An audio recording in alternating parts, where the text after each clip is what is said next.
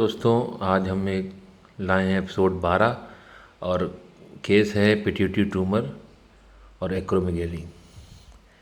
Mister RB 27 वर्षीय electric engineer थे, unmarried, और उनको करीब 6 साल से दिक्कतें हो रही थी और वो 9 मई 1979 को डॉक्टर दीवान हरिश्चंद्र के पास आए। उनको बहुत थकान, पैरों में दर्द, और जब उन्होंने एम्स में इस चीज़ की जांच कराई कि क्या दिक्कत है, तो वहाँ पे उनकी प्रॉब्लम एक्रोमेगेली के रूप में आई और पिट्यूटरी ट्यूमर डायग्नोस हुआ।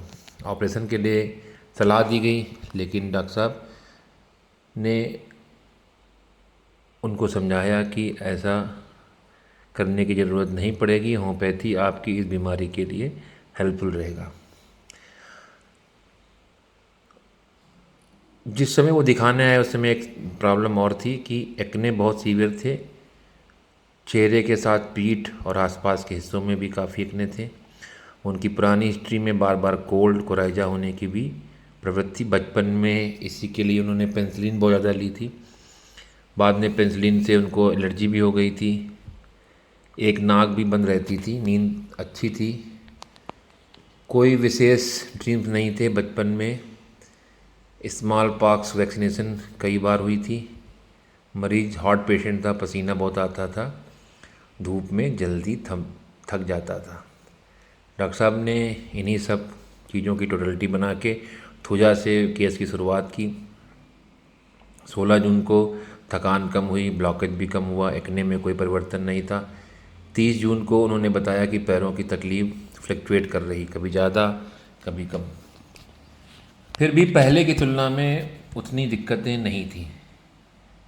मई महीने में उन्हें एक दिन फीवर भी हुआ था। इस बार थुजा 1 mg की 2 डोज दी गई। अब आते हैं जुलाई 18 पे। पैरों में दर्द नहीं था, एक्ने भी काफ़ी अच्छा था।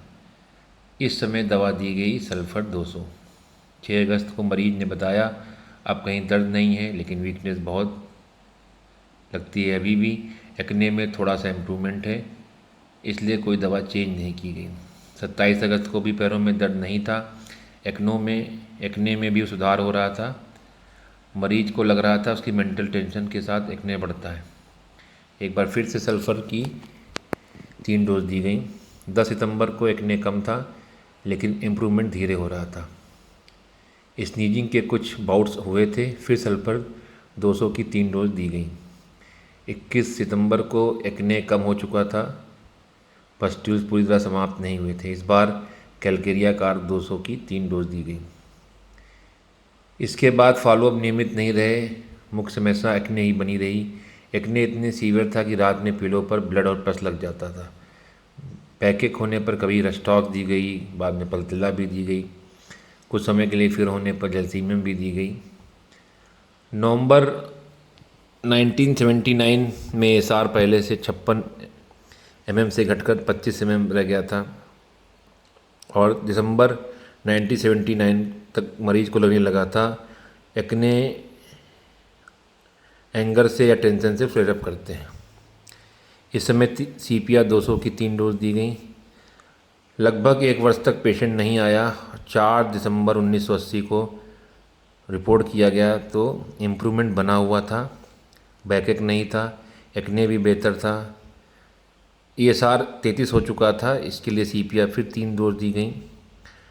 30 सितंबर 1988, अब मरीज की उम्र लगभग 36 साल थी, शादी हो चुकी थी, 3.5 साल का एक बच्चा भी था। बीच के वर्षों में एम्स में उसकी जांच हुई।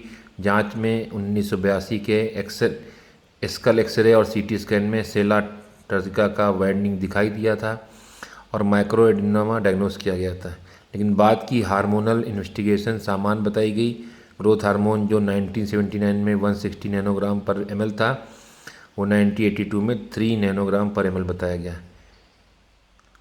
ये एक बहुत ही रिमार्केबल रिजल्ट था। एम्स के सीनियर प्रोफेसर ने इसे बर्न आउट ट्यूमर का केस माना। बर्न आउट ट्यूमर का मतलब है कि वो अपने आप से सही हो गया, जबकि यहाँ पे जो इलाज चला था वो होम्योपैथी का चला था। तो है ना एक रोचक किस्सा कि किस तरह से एक असंभव सा दिखने वाला केस होम्योपैथ द्वारा ठीक किया गया। इसी तरह के और केस सुनने के लिए हमारे चैनल को लाइक करें, सब्सक्राइब करें और शेयर करें। Thank you.